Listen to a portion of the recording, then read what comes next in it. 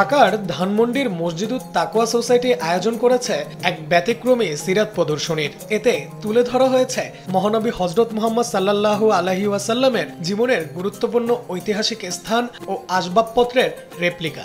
প্রিয় নবী কতটা সাদামাটা জীবনযাপন করতেন সেটি ফুটে উঠেছে এই আয়োজনে।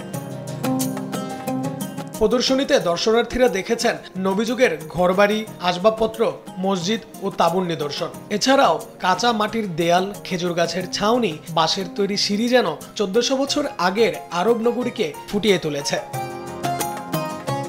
সিরাত প্রদর্শনীতে নারী পুরুষের জন্য ছিল আলাদা ব্যবস্থা। দর্শনার্থীরা অনুভব করেছেন তারা যেন সময়ের স্রোত পেরিয়ে চলে গেছেন নবীর যুগে। যেখানে ছিল ওনার জায়গাটা কেমন, ওনার রুমটা কেমন ছিল, ওনার স্ত্রীরা কেমন ছিল, কেমন জীবনযাপন করছে, ওইটা দেখলে আপনার একটা ধারণা আসবে। ঢাকা শহরে এরকম একটা অনুষ্ঠান এটা আসলে অনেক ভালো লাগার মতো, একটা দেখার মতো জায়গা। নবীজির যে জীবনীটা এখানে যে তারা যেভাবে উল্লেখ করলো বা সাজাইছে খুব ভালো লাগলো, আলহামদুলিল্লাহ। আল্লাহ পাক রব্বুল আলামিন রাসূল সাল্লাল্লাহু আলাইহি ওয়াসাল্লামকে এই পৃথিবীর বাদশাহ হিসেবে প্রেরণ করেছেন, কিন্তু রাসূল সাল্লাল্লাহু আলাইহি ওয়াসাল্লাম এই দুনিয়াকে না প্রাধান্য দিয়ে তিনি আখিরাতকে বেশি প্রাধান্য দিয়েছেন। আমাদের যাদের তৌফিক হয় না মদিনায় যাওয়ার, আমরা ঢাকা শহরে এসে দেখতে পাচ্ছি যে উম্মুল মুমিনিন নবীজির স্ত্রীদের ঘর কেমন ছিল, নবীজির ঘরগুলো কেমন ছিল, একদম সাদাসিধে।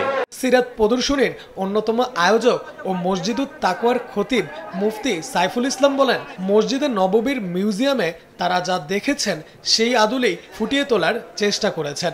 নববীতে আমরা মিউজিয়ামে যা দেখেছি সেই আদলেই এটা করবার চেষ্টা করেছি এবং উম্মাহাতুল মুমিনিন যারা ছিলেন অর্থাৎ রাসূল সাল্লাল্লাহু আলাইহি সাল্লামের স্ত্রীগণের ঘরে কি কি ছিল সিরাতের আলোকে জেনে আমরা সেটা উপস্থাপন করবার চেষ্টা করেছি। ধর্ম উপদেষ্টা আফম খালিদ হোসেন বলেন, 54 বছরে ঢাকার বুকে এ ধরনের আয়োজন এই প্রথম। সিরাত প্রদর্শনীর মাধ্যমে ধর্মপ্রাণ মুসল্লিরা মহানবীর জীবন সম্পর্কে আরো গভীরভাবে জানতে পারবেন। আমাদের প্রিয় নবী হযরত মুহাম্মদ সাল্লাল্লাহু আলাইহি ওয়াসাল্লামের আদর্শ সুন্নত আমরা যাতে লালন করতে পারি, পালন করতে পারি, সেই চেতনা আজকের এই প্রদর্শনীর মাধ্যমে আমাদের অন্তরে জাগ্রত হয়েছে। মসজিদুত তাকওয়ার সভাপতি বাণিজ্য উপদেষ্টা শেখ বশিরউদ্দিন বলেছেন, সাধারণ মানুষের উচ্ছ্বাসই বোঝা গেছে এ ধরনের আয়োজনের প্রতি তাদের কত আগ্রহ।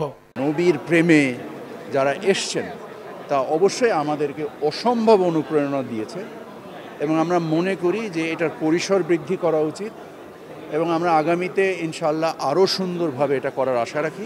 4 দিনব্যাপী সিরাত প্রদর্শনী এই আয়োজনের আজকে পর্দা নামলেও সাধারণ মানুষ চাইছেন এ ধরনের আয়োজন আবারও হোক। নাঈম হাসান, সময় সংবাদ, ঢাকা।